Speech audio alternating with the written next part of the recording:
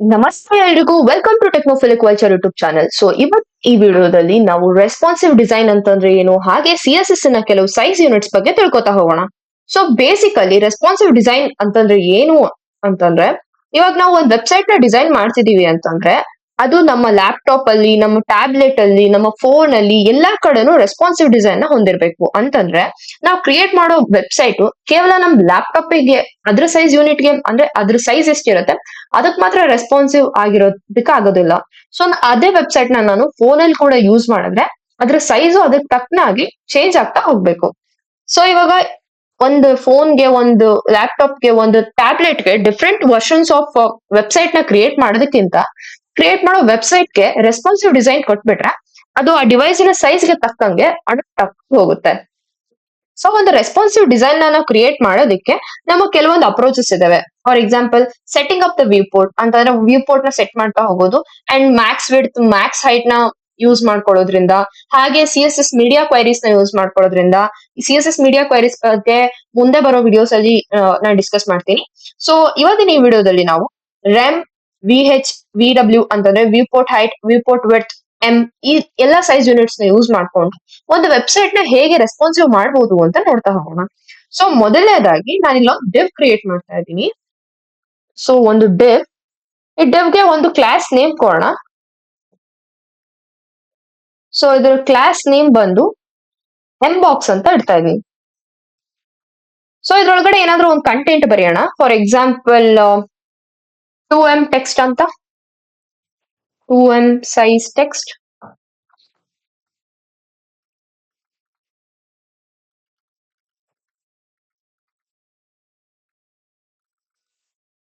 So ಈ ಏನ್ ಮಾಡುತ್ತೆ ಅಂತಂದ್ರೆ, ಬೇಸಿಕಲಿ ಇವಾಗ ಒಂದ್ ಸ್ಟೈಲ್ ಟ್ಯಾಗ್ ಹಾಕ್ತಿದ್ದೀನಿ ನಾನಿಲ್ಲಿ. ಇಡೀ ಬಾಡಿಗೆ ಒಂದು ಫಾಂಟ್ ಸೈಜ್ ನಾನು ಡಿಕ್ಲೇರ್ ಮಾಡ್ತೀನಿ. ಫಾರ್ ಎಕ್ಸಾಂಪಲ್, ಇಡೀ ಬಾಡಿದು ನಾನು ಫಾಂಟ್ ಸೈಜ್ ನ ಇವಾಗ 30 ಪಿಕ್ಸೆಲ್ ಅಂತ ಡಿಕ್ಲೇರ್ ಮಾಡಿದೀನಿ ಅಂತಂದ್ರೆ, ಇವಾಗ ಪರ್ಟಿಕ್ಯುಲರ್ ಕ್ಲಾಸ್ ಅಲ್ಲಿ ಏನಿದೆ ಅಂತಂದ್ರೆ, ಕ್ಲಾಸ್ ಎಂಬಾಕ್ಸ್ ಅಲ್ಲಿ ಏನಿದೆ ಅದ್ರ ಫಾಂಟ್ ಸೈಜ್ ನಾನು 2M ಅಂತ ಕೊಟ್ರೆ, ಸೊ ಬೇಸಿಕಲಿ ಎದ್ರ ಮೇಲೆ ಡಿಪೆಂಡ್ ಆಗಿರುತ್ತೆ ಅಂತಂದ್ರೆ, ಬಾಡಿ ಫಾಂಟ್ ಸೈಜ್ ಏನಿರುತ್ತೆ ಅದರ 2M ಅಂತಂದ್ರೆ 30 ಪಿಕ್ಸೆಲ್ ಇಂಟು 2 ಅಂದ್ರೆ 60 ಪಿಕ್ಸೆಲ್ ಫಾಂಟ್ ಸೈಜ್ ಅಲ್ಲಿ 2M ಸೈಜ್ ಟೆಕ್ಸ್ಟ್ ಅನ್ನೋದು ಡಿಸ್ಪ್ಲೇ ಆಗ್ತಾ ಹೋಗುತ್ತೆ. ಸೊ ಈ ನ ಯೂಶಲಿ ಏನಕ್ಕೆ ಯೂಸ್ ಮಾಡ್ತೀವಿ ಅಂತಂದ್ರೆ, ಪೇರೆಂಟ್ ಎಲಿಮೆಂಟ್ ರೀಸೈಸ್ ಮಾಡಿದಾಗ ಅದ್ರ ಡಿಪೆಂಡೆಂಟ್ ಚೈಲ್ಡ್ ಎಲಿಮೆಂಟ್ ಏನಿರುತ್ತೆ ಅದು ಕೂಡ ರೀಸೈಸ್ ಆಗ್ತಾ ಹೋಗ್ಬೇಕಾಗತ್ತೆ. ಫಾರ್ ಎಕ್ಸಾಂಪಲ್, ಇವಾಗ ನಾನು ಬಾಡಿದು ಫಾಂಟ್ ಸೈಜ್ ನ ತಗೊಂಡು ಪಿಕ್ಸೆಲ್ ಮಾಡಿದೆ ಅಂತಂದ್ರೆ, ಅದ್ರ ಇನ್ಬಾಕ್ಸ್ ಇನ್ ಫಾಂಟ್ ಸೈಜ್ ನಾನು ಚೇಂಜ್ ಮಾಡೋದ್ ಬೇಡ ಹಾಗೆ ಇಡ್ತೀನಿ ಅಂತಂದ್ರೆ, ಅದ್ರ ಫಾಂಟ್ ಸೈಜ್ ಏನಿದೆ 2M ಅಂತ ಇದೆ. Font size, body font size ನಾನು 40 ಪಿಕ್ಸೆಲ್ ಮಾಡಿದ ತಕ್ಷಣ ಆ ಬಾಕ್ಸ್ ಇನ್ ಫಾಂಟ್ ಸೈಜ್ ಏನಿರುತ್ತೆ ಅದು 80 ಪಿಕ್ಸೆಲ್ ಆಗಿ ಡಿಸ್ಪ್ಲೇ ಆಗ್ಬೇಕಾಗುತ್ತೆ. ಸೊ ಇವಾಗ ಇದನ್ನ ಗೋ ಲೈವ್ ಹೋಗಿ ನೋಡಿದ್ರೆ,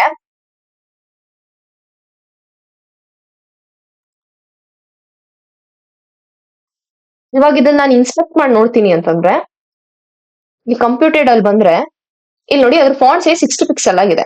ಅದೇ ಇವಾಗ ನಾನು ಅದ್ರ ಹೋಗಿ ಬಾಡಿದು ಫಾಂಟ್ ಸೈಜ್ ಬಂದು ಒಂದು 40 ಪಿಕ್ಸೆಲ್ ಕೊಟ್ಟೆ ಅಂತಂದ್ರೆ 2M ಅಂತಂದ್ರೆ 2 ಇಂಟು 40 80 ಪಿಕ್ಸೆಲ್ ಆಗಿ ಈ ಟೆಕ್ಸ್ಟ್ ಡಿಸ್ಪ್ಲೇ ಆಗ್ತಾ ಹೋಗುತ್ತೆ.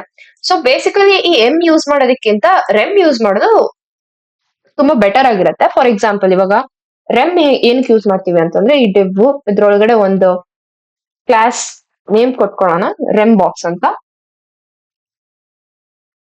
ಇದ್ರೊಳಗಡೆ ಒಂದು ಟೆಕ್ಸ್ಟ್ ಕ್ರಿಯೇಟ್ ಮಾಡೋಣ. ನಾನು ಸದ್ಯಕ್ಕೆ ಇದನ್ನೇ ಕಾಪಿ ಪೇಸ್ಟ್ ಮಾಡ್ತಾ ಇದ್ದೀನಿ.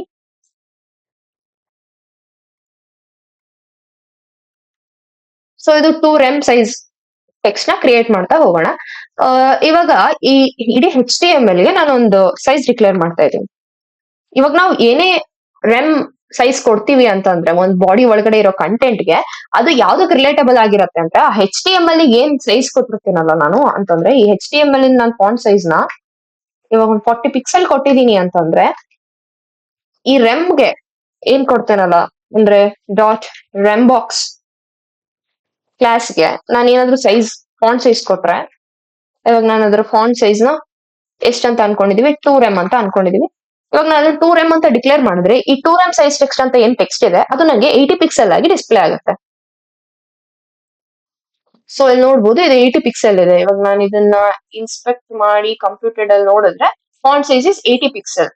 ಸೊ ಈ ಎಂ ಅಂತಂದ್ರೆ it is dependent on the parent element ಅಂತಂದ್ರೆ ಆ ಬಾಡಿಗೆ ಏನ್ ಸೈಜ್ ಫಾಂಟ್ ಸೈಜ್ ಕೊಟ್ಟಿರ್ತೀವಿ ಅದ್ರ ಮೇಲೆ ಡಿಪೆಂಡ್ ಆಗಿರುತ್ತೆ. ಈ ರೆಮ್ ಸೈಜ್ ಯೂನಿಟ್ ಯೂಸ್ ಮಾಡಿದ್ರೆ ಆ HTML ಏನ್ ಸೈಜ್ ಫಾಂಟ್ ಸೈಜ್ ಕೊಟ್ಟಿರ್ತೀವಲ್ಲ ಅದ್ರ ಮೇಲೆ ರೆಮ್ ಡಿಪೆಂಡೆಂಟ್ ಆಗಿರುತ್ತೆ.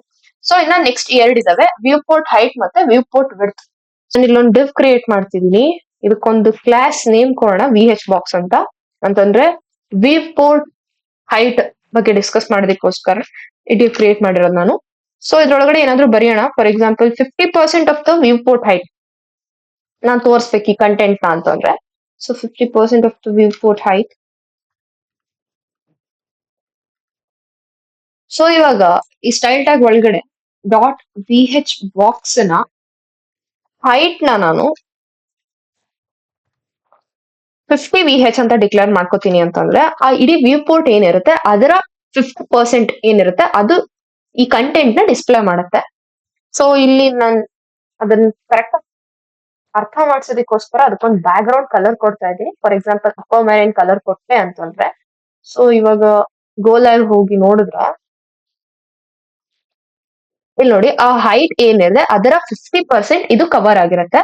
ಸೊ ಇದು ಫಾರ್ ಎಕ್ಸಾಂಪಲ್ ಇದನ್ನ ಫಸ್ಟ್ ಕಮೆಂಟ್ ಔಟ್ ಮಾಡ್ತೀನಿ, ಅವಾಗ ಈಸಿಯಾಗಿ ಅರ್ಥ ಆಗುತ್ತೆ.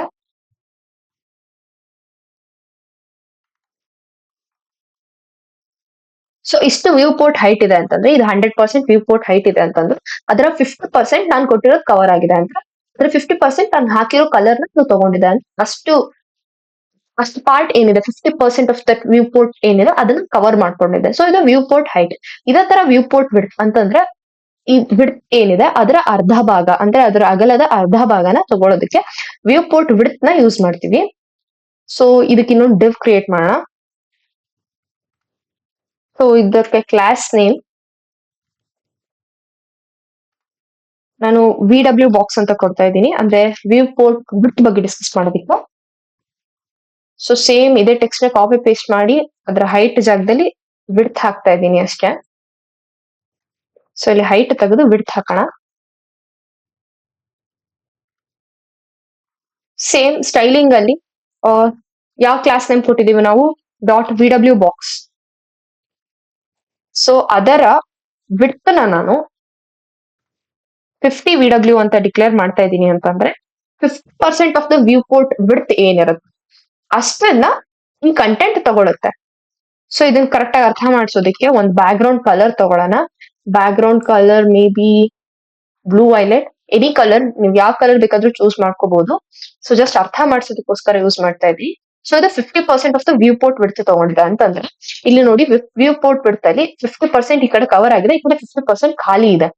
ಸೊ ಈ ತರ 50% ಕವರ್ ಮಾಡ್ಕೊಳ್ಳೋದಕ್ಕೋಸ್ಕರ ವ್ಯೂ ಪೋರ್ಟ್ ವಿಡ್ತ್ ನಾನು ಯೂಸ್ ಮಾಡ್ತೀನಿ. ಇದನ್ನ ನೀವು ಎಷ್ಟ್ ಬೇಕಾದ್ರೂ ಯೂಸ್ ಮಾಡ್ಬೋದು. ಫಾರ್ ಎಕ್ಸಾಂಪಲ್ ಇವಾಗ ನಾನು ಇಲ್ಲಿ 50 VH ನ ತೆಗೆದು 50 VW ನ ತೆಗೆದು 80 VH 80 VW ಅಂತ ಕೊಡ್ಬೋದು. ಫಾರ್ ಎಕ್ಸಾಂಪಲ್ ಇವಾಗ ನನ್ನ ಹೈಟ್ ನ 20 VH ಅಂತ ಕೊಡ್ತಾ ಇದ್ದೀನಿ, ಅಂದ್ರೆ 20% of the viewport height ನ ಇದು ಕವರ್ ಮಾಡ್ಬೇಕು ಅಂತಂದ್ರೆ ಇಲ್ಲಿ ನೋಡಿ ಅದು 20% of the viewport height ನ ಕವರ್ ಮಾಡಿದೆ. So this is view port height. So ಎಲ್ಲದನ್ನು ಒಂದ್ಸಲ ರಿಪೀಟ್ ಮಾಡ್ತಾ ಬರ್ತೀನಿ. ಎಂ ಅಂತಂದ್ರೆ ಪೇರೆಂಟ್ ಸೈಜ್, ಅಂದ್ರೆ ಈ ಬಾಡಿಗೆ ಏನ್ ಸೈಜ್ ಕೊಟ್ಟಿರ್ತೀವಿ ಅದರ ಮೇಲೆ ಆ ಎಂ ಸೈಜ್ ಡಿಪೆಂಡ್ ಆಗಿರುತ್ತೆ. ಅಂದ್ರೆ ಬಾಡಿಗೆ ಫಾಂಟ್ ಸೈಜ್ 30 ಪಿಕ್ಸೆಲ್ ಕೊಟ್ರೆ ಅದರ ಎಂ ಅಂದ್ರೆ ಅದ್ರ ಚೈಲ್ಡ್ ಎಲಿಮೆಂಟ್ ಏನಿರುತ್ತೆ ಅದು 2M ಅಂತ ಡಿಕ್ಲೇರ್ ಮಾಡ್ಕೊಂಡೆ ಅಂತಂದ್ರೆ ನಾನು 60 ಪಿಕ್ಸೆಲ್ ಅಲ್ಲಿ ಆ ಟೆಕ್ಸ್ಟ್ ಏನಿರುತ್ತೆ ಅದು ಡಿಸ್ಪ್ಲೇ ಆಗುತ್ತೆ. ಅಂಡ್ ದೆನ್ ರೆಮ್, ಎಂ ಗಿಂತ ರೆಮ್ ಬೆಟರ್. ಸೊ ರೆಮ್ ಏನಕ್ಕೆ ಯೂಸ್ ಮಾಡ್ಕೋತೀವಿ ಅಂತಂದ್ರೆ ಇವಾಗ ನಾವು HTML ಗೆ ಒಂದು ಸೈಜ್ ಫಾಂಟ್ ಸೈಜ್ 40 ಪಿಕ್ಸೆಲ್ ಕೊಟ್ಟಿದೀನಿ ಅಂತ, ನಾನಲ್ಲಿ ಯಾವ್ದೋ ಒಂದು ರೆಮ್ ಬಾಕ್ಸ್ ಕ್ಲಾಸ್ ಅಲ್ಲಿ ಇರೋ ಒಂದು ಕಂಟೆಂಟ್ ಗೆ 2rem ಅಂತ ಒಂದು ಫಾಂಟ್ ಸೈಜ್ ಡಿಕ್ಲೇರ್ ಮಾಡಿದೀನಿ ಅಂತಂದ್ರೆ ಅದರ ಫಾಂಟ್ ಸೈಜ್ HTML ಅದ್ರ HTML ಗೆ ಫಾಂಟ್ ಸೈಜ್ ಕೊಟ್ಟಿರ್ತೀನಲ್ಲ ಅದ್ರ ಮೇಲೆ ಡಿಪೆಂಡೆಂಟ್ ಆಗಿರುತ್ತೆ. ಅಂದ್ರೆ HTML ಇನ್ ಸೈಜ್ 40 ಪಿಕ್ಸೆಲ್ ಕೊಟ್ಟಿದ್ದೀನಿ ಅಂತಂದ್ರೆ 2rem ಅಂತಂದ್ರೆ 80 ಪಿಕ್ಸೆಲ್ ಆ ಸೈಜ್ ಅಲ್ಲಿ ಇದು ಡಿಸ್ಪ್ಲೇ ಆಗ್ತಾ ಹೋಗುತ್ತೆ. And VH box VW box ಅಂದ್ರೆ viewport height viewport width ಹೇಗೆ ಯೂಸ್ ಆಗುತ್ತೆ ಅಂತ, ಪರ್ಟಿಕ್ಯುಲರ್ಲಿ ಇವಾಗ ಒಂದು ಇಡೀ ವ್ಯೂ ಪೋರ್ಟ್ ಏನಿರುತ್ತೆ ಆ ಇಡೀ ವ್ಯೂ ಪೋರ್ಟ್ ನ 50% ನ ಡಿಸ್ಪ್ಲೇ ಮಾಡ್ಬೇಕು ಅಂತಂದ್ರೆ ಹೈಟ್ ನ 50 VH ಅಂತ ಡಿಕ್ಲೇರ್ ಮಾಡ್ಕೋತೀನಿ. ಅಂಡ್ ಅದ್ರ ವಿಡ್ತ್ ಏನಿರುತ್ತೆ ಒಂದು 100% ವಿಡ್ತ್ ಇದೆ ಅಂತಂದ್ರೆ ಅದರ 50% ವಿಡ್ತ್ ನ ನಾನು ಕವರ್ ಮಾಡ್ಕೋಬೇಕಾ ಕಂಟೆಂಟ್ ಗೆ ಅಂತಂದ್ರೆ ಅವಾಗ ನಾನು ಅದರ ವಿಡ್ತ್ ನ 50 VW ಅಂತ ಡಿಕ್ಲೇರ್ ಮಾಡ್ಕೋತೀನಿ. So these are all some of the CSS size units. Kindly like the video and subscribe the channel. ಏನಾದ್ರು ಡೌಟ್ಸ್ ಇದ್ರೆ ಕಮೆಂಟ್ ಸೆಕ್ಷನ್ ಅಲ್ಲಿ ಹಾಕಿ. Thank you.